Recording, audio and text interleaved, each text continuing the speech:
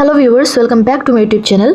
आज हम डिस्कस करेंगे lines written in early spring, एक बहुत ही beautiful romantic poem by William Wordsworth. So इस वीडियो के अंदर मैं डिस्कस करूंगी इसके समरी, इसके थीम्स और अबाउट द पोएट। ये पोएम जो है ये रोमांटिक एज में लिखा गया है। रोमांटिक एज इंग्लिश लिटरेचर का एक ऐसा पीरियड है जो रफली लेट 18th सेंचुरी से मिड 19th सेंचुरी तक चला। इस टाइम के पोएट्स और राइटर्स नेचर, इमोशंस, इमेजिनेशन और इंडिविजुअल फ्रीडम को बहुत इंपॉर्टेंस देते थे। ये लोग इंडस्ट्रियलाइजेशन और मॉडर्न सोसाइटी के आर्टिफिशियल लाइफ से थोड़ा हटकर नेचर की सिंप्लिसिटी और ब्यूटी की तारीफ करते थे। रोमांटिक पोएट में से सबसे बड़े पोएट में से एक पोएट थे William Wordsworth. So now let's know about the poet William Wordsworth. उनका बर्थ हुआ था 1770 में एंड डेथ हुआ था 1850 में। One of the greatest English romantic poets. ये कौन थे? One of the greatest, as मैंने पहले ही बोला था, रोमांटिक पोएट में से एक बड़े, इंग्लिश रोमांटिक पोएट में से एक बड़े पोएट थे William Wordsworth. Believes nature is the source of spiritual and moral wisdom.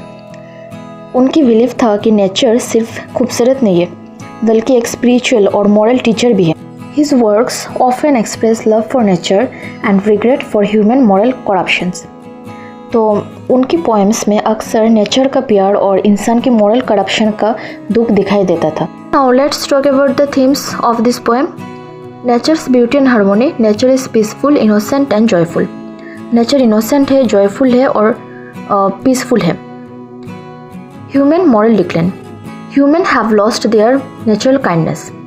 Humans अपनी नेचुरल काइंडनेस खो चुका है। Contrast between nature and man. Nature remains pure but humans have become corrupted. Nature pure है लेकिन इंसान corrupt हो गया है। Romantic idol. Nature as a moral teacher. Nature हमारी मॉरल टीचर है। सो चलिए स्टार्ट करते हैं पोएम को। तो पोएट, इस पोएम में पोएट एक शांत और सुंदर ग्रुप में बैठे हुए होते, अर्ली स्प्रिंग का पीसफुल एटमॉस्फेयर एंजॉय कर रहे होते। हवा हल्की सी चल रहा है, फूल खिला है, बर्ड्स अपने स्वीट सॉन्ग्स कर रहे हैं और सब कुछ हार्मोनी में लग रहा है। नेचर की इस ब्यूटी और इनोसेंस को देखकर पोएट के दिल में एक डीप जॉय आता है।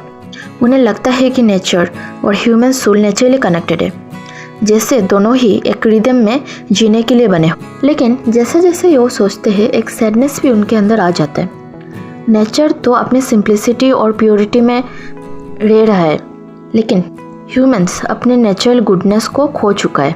पोएट को लगता है कि ह्यूमंस अपने सेल्फिशनेस, ग्रीड और क्रुएलिटी के वजह से वो हार्मोनी तोड़ दिया है जो कभी नेचर और मैनकाइंड के बीच में थे। इस पोएम का एक famous line, what man has made of man, में पोएट एक दर्द एक्सप्रेस करते हैं कि इंसान ने अपने ही फेलो ह्यूमंस के साथ जो बुरा किया उसने पूरी ह्यूमैनिटी की लॉस कर दिया। ओवरऑल ये पोएम एक सिंपल लेकिन पावरफुल कंट्रास्ट दिखाता है। एक तरफ नेचर का जॉय और इनोसेंस और दूसरी तरफ है इंसान के moral downfall. Another important lines from this particular poem is, to her fair works did nature link the human soul that through me ran. So देखो इस दो लाइन में क्या बोला है, मतलब नेचर और ह्यूमन सोल कनेक्टेड है और हमें हार्मोनी में जीना चाहिए। तो बस यही था lines written in early spring का इजी एक्सप्लेनेशन। अगर आपको ये वीडियो हेल्पफुल लगा तो लाइक कर देना, share and subscribe to my channel. मिलते हैं नेक्स्ट वीडियो में एंड थैंक्स फॉर वॉचिंग।